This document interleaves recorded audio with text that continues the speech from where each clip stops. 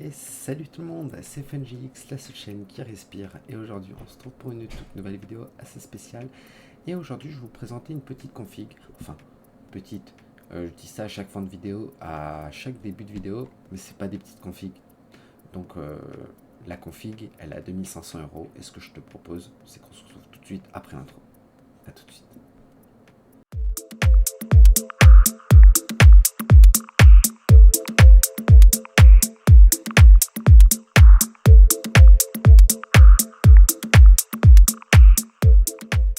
Nous revoilà, on est donc face au CPU.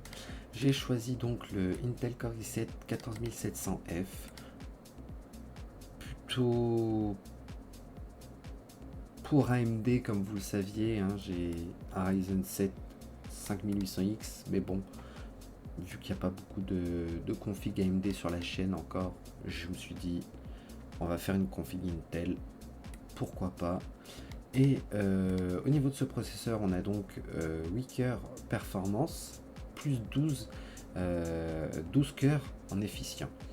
Alors, je vous avoue, j'ai pas encore trop de recul au niveau des différences entre les cœurs performance et les cœurs efficients. Je vous promets de vous en faire une vidéo. Pour ceux qui ne connaissent pas, je vais me renseigner un peu plus sur ça et je vous en fais une vidéo très très prochainement. Donc voilà, 14700F, on a un total de 20 cœurs, 28 threads, on a un socket donc 1700, cache L3 pareil, puis la boîte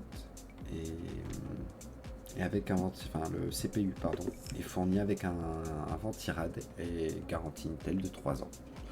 Voilà. Au niveau du water cooling, je suis parti sur le MSI McCall Liquid, pardon, le E240 White qui est en promotion d'ailleurs actuellement, n'hésitez pas, il est sur le serveur Discord, il passe de 120 € à 90, ce qui est plutôt pas mal, on a un mouvement de 5% dessus, c'est plutôt cool.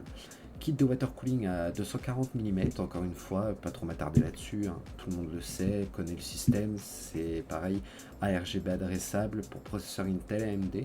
Là pour le coup, on n'a pas l'ancien waterblock comme vous avez vu sur la précédente vidéo. Je vous affiche un petit juste en haut pour ceux qui ne l'ont pas encore vu, mais comme vous pouvez le voir ici, on a un nouveau système d'éclairage. C'est le waterblock qui est rond et qui viendra en fait s'éclairer, mais vraiment seulement tout autour de ce waterblock, et le petit logo MSI gravé juste sur la droite au centre. On a donc deux ventilateurs de 120 mm RGB adressable de couleur blanc. J'ai oublié de préciser aussi, cette config est full blanche. Pour vous dire, c'est pour ça que depuis le début vous voyez des composants white. Mais je me suis dit que une fois toutes les 2 semaines, j'essayerai de vous poster une vidéo avec une config full white. Voilà. Après, quand je dis full white, c'est pas vraiment tous les composants parce que une alimentation au jour d'aujourd'hui, une alimentation white, actuellement sur ALDLC, j'en ai pas trouvé. Je sais que ça se trouve, mais c'est un peu compliqué à en trouver. Donc voilà, au niveau de la carte mère, pardon, je suis parti sur la MSI MPG Z790 Edge TI Max Wi-Fi. Très bonne carte mère, pardon, de socket 1700 de chez Intel. On a 4 slots en DDR5, on a un M.2 PCI Express 5.0, ce qui est plutôt pas mal. On a de l'USB 3.2 du PCI Express 5.0 16X. Puis là, on a encore une fois la LAN en 2,5 gigabits par seconde par rapport au niveau du câble Ethernet. Ça possède aussi donc le Wi-Fi 7 et la Bluetooth 5.4. Très bonne info parce que moi, au jour d'aujourd'hui, je suis un peu impacté par rapport à ça car je viens de souscrire à la dernière Freebox de chez Free, la Freebox Ultra qui possède donc le Wi-Fi 7, et malheureusement ma carte mère, la MSI B550 Tomahawk, n'a pas l'opportunité d'avoir, n'est pas compatible plutôt au Wi-Fi 7. Voilà. Donc au niveau de cette carte mère, on a donc le port Ethernet juste ici. On a l'opportunité aussi de mettre une antenne Wi-Fi si on le souhaite. On a ici, ce qui est plutôt pas mal d'ailleurs, deux types C en charge rapide. Thunderbolt, je ne sais plus combien sur cela, mais ça doit être un Thunderbolt 4. Au niveau donc des alimentations, on a 1, 2, 3, 4 USB 3.0, 3.1 pardon, 3.0 et 4 et 4 USB 2.0. Juste ici, on a le bouton pour flasher le BIOS ou pour faire un clear CMOS. Le CMOS, c'est ce qui permet de réinitialiser le BIOS pour ceux qui ne savent pas. Ensuite, tout en haut, on a donc un HDMI, un DisplayPort, mais bon, au prix de la carte mère, au prix de la config, ça nous servira pas à grand chose parce que on n'a pas déjà de 1 une carte graphique avec un chipset graphique. Enfin, si je me trompe pas, les 14700F n'ont pas de chipset graphique. Par contre, c'est les KF qui ont une partie graphique. Et tout en bas de la carte mère, on a donc les sorties jack, les entrées jack plutôt. Au niveau de la RAM, je suis parti sur la G-Skill Trident Z5 Neo RGB de 32 Go, 2 x 6 Go, encore une fois en DDR5, 6000 MHz, c'est le 30. Rien à dire sur cette RAM, très bon kit de RAM, ça fait le job, c'est optimisé AMD. Là c'est pas noté, mais sur leur site directement sur G-Skill, on a la RAM qui est optimisée AMD. Après, j'ai mis 32 Go.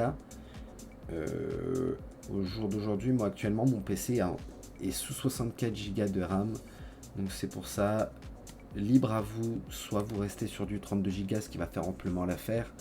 Mais moi, personnellement, sur mon PC, j'ai dû passer sur du 64, car avec le multitâche, des fois, je suis à des vingtaines, voire des trentaines d'applications entre les launchers de jeux, le logiciel de montage, le logiciel de retouche, photo, etc.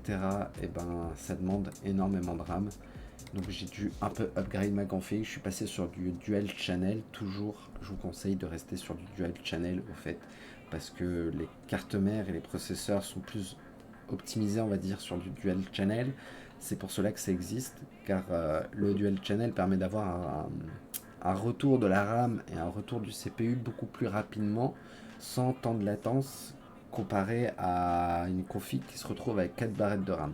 Je ne dis pas que ça ne marche pas, ça fonctionne très bien. J'ai testé une config pendant une bonne année avec 4 barrettes de RAM, mais quand on fait la différence entre un PC avec la même config des deux côtés, mais un qui a du dual channel et l'autre qui a les 4 slots de prix, on voit une légère différence quand même au niveau des jeux et du multitâche.